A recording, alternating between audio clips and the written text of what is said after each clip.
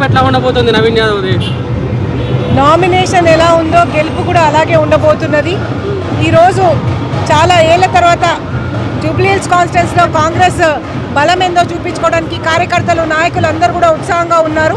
12 ఏళ్ల తర్వాత కాంగ్రెస్ పార్టీ జెండా జూబ్లీహిల్స్ అడ్డ మీద మళ్ళీ ఎగరబోతుంది కాబట్టి అందరూ కూడా ఉత్సాహంగా పనిచేస్తూ ఉన్నారు. ఇది నవీన్ యాదవ్ గెలుపు కాదు, కాంగ్రెస్ నాయకుల గెలుపు, కాంగ్రెస్ కార్యకర్తల గెలుపు.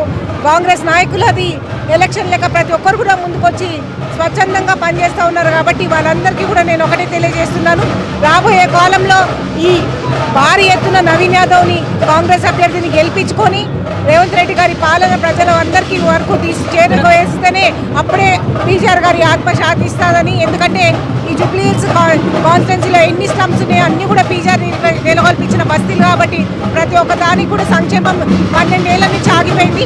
ఆ సంక్షేమ కార్యక్రమాలన్నీ జరగాలంటే 100% రాబోయే రోజుల్లో నవీన్ యాదవ్ భారీ మెజార్టీతో కాంగ్రెస్ అభ్యర్థి గెలవాల్సిందే. ఓవైపు కేటీఆర్ గారు బాకీ కార్డు పట్టుకొని కాంగ్రెస్ బాకీ కార్డు అంటూ ఇంటింటా ప్రచారం చేస్తున్నారు కదా, కాంగ్రెస్ బాకీ కార్డు అని ఇంటింటా ప్రచారం చేస్తున్నారు. ఇక బాకీల సంగతి చెప్తే వాళ్ళ బాకీలు ఎన్ని ఉన్నాయో లెక్క కూడా తెలియదు.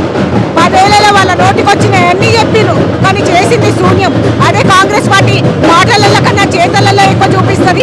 అడగకుండానే చెప్పకుండానే సన్న బియ్యం ఇచ్చింది. ప్రతి ఇంటికి కూడా ప్రతి పేదోడికి కూడా రేషన్ కార్డు కావాలని చూస్తూ ఉంది. ప్రతి పిల్లలు కూడా మంచిగా చదువుకోవాలని స్కూల్స్ మీద దృష్టి పెడుతుంది. ప్రతి ఒక్క కార్యక్రమం ప్రజలకు ఏది కావాలని చేసుకుంటూ వెళ్తుంది.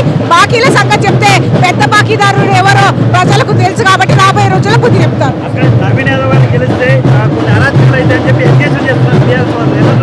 ఆల్రెడీ 12 ఏళ్లలో వాళ్ళ అరాచకాలు చూసిన వాళ్ళే. ఎందుకంటే టీఆర్ఎస్ ఎమ్మెల్యే అభివృద్ధి కన్నా ఆయన అరాచక పాలన ఎక్కువగా నచ్చింది కాబట్టి ఇప్పుడన్నా కాంగ్రెస్ రాజ్యంలో నవీన్ యాదవ్ ఆధ్వర్యంలో మంచి కార్యక్రమాలు అయితే నమ్ముతా ఉన్నారు. భారీ మెజార్టీతో గెలుస్తారు. ఒకటి, నవీన్ యాదవ్ అంటే ప్రతి ఇంటికి కూడా గుర్తుపట్టే మనిషి, మన మనిషి కాబట్టి మొఖాలు చూస్తాడు. బయట నుంచి వచ్చిన వాళ్ళు మొఖాలు చూడరు కాబట్టి మేము జూబ్లీహిల్స్ కాన్స్టిట్యున్సీ ప్రజలకు అందరికీ కూడా అదే తెలియజేస్తున్నాం. చూసి రాబోయే రోజుల్లో నవీన్ యాదవ్ని గెలిపేయాలని కోరుతున్నాం. సింపతి 2 విధాలుగా ఉంది. బీఆర్ఎస్ అభ్యర్థి చనిపోయిన సింపతి ఒకటైతే, ఆయన చేసిన అరాచకాలకు బాధపడిన బాధితుల సింపతి కూడా ఉంది. ఏ సింపతి గెలుస్తుందో ప్రజలు నిర్ణయిస్తారు. Thank you.